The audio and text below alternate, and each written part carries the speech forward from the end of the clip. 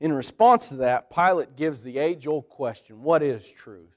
What is this kind of philosophical debate anyway?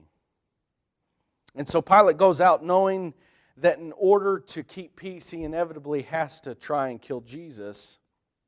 And so he goes to the Jews and he says, I'm going to give you a choice. I'm going to give you a choice between Jesus and Barabbas. And Pilate puts the ownership of the decision back on the Jewish people, back on the leaders, because he did not find anything wrong with the innocent Christ. And as a response to the option, we know they chose Barabbas and crucified Jesus.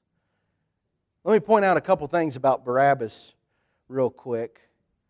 He probably wasn't the best choice of people to be let go. In John's gospel, it just says that he's a robber, but in the other three gospels, we get a little bit better of a description. Barabbas is described as a notorious prisoner. He's described as a murderer. He's described as someone who tried to cause an insurrection. So Barabbas tried to overthrow the government and powers that be, and Jesus did not. But the Jews claim that Jesus did and crucified him, but released Barabbas. There was a certain sense of irony in their decision.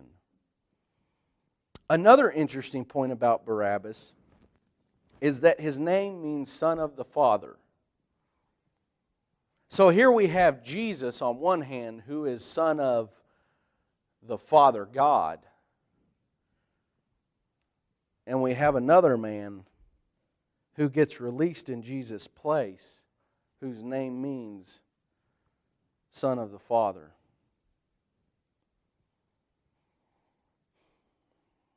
So the trial happens. They lead Jesus to the cross. He's hung, died, rose again. And we come now, thousands of years later, on this Sunday morning to celebrate that resurrection. There's a part in that crucifixion that I often think about, and it's actually in Luke's account. It's the strange conversation that happens between Jesus and the two thieves that died on the cross next to him. And if you remember, there was one thief kind of on this side of Jesus that was hurling insults at him and making fun of him, said, probably trying to escape himself and in a little bit hopes that Jesus was really the Son of God. And he said, if you truly are the Son of God, then take yourself off this cross and, by the way, take us with you, kind of making fun of Jesus. And then there was another thief on the other side of the cross. If you'll remember that this is kind of where our hope comes in, that tells his companion, says, hey, this guy's innocent, Do you have no respect for God? And in a last-ditch effort, throws all his hope in Jesus, and Jesus confirms his faith and says, today I will see you in paradise.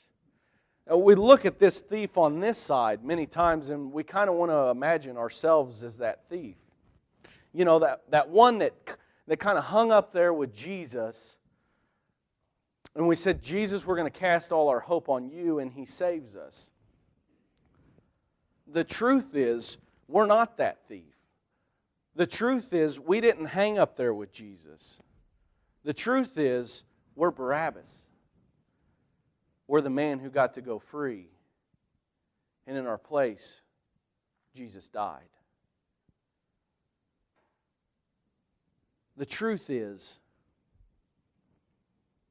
that Jesus is the truth. And His kingdom is alive in the hearts of His followers today. And so I would ask you this last thing. Are you a son or daughter of God?